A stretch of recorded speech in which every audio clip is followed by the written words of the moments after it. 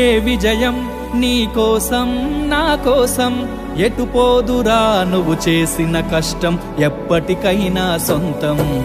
రాదురా ఏ విజయం నీ కోసం నా కోసం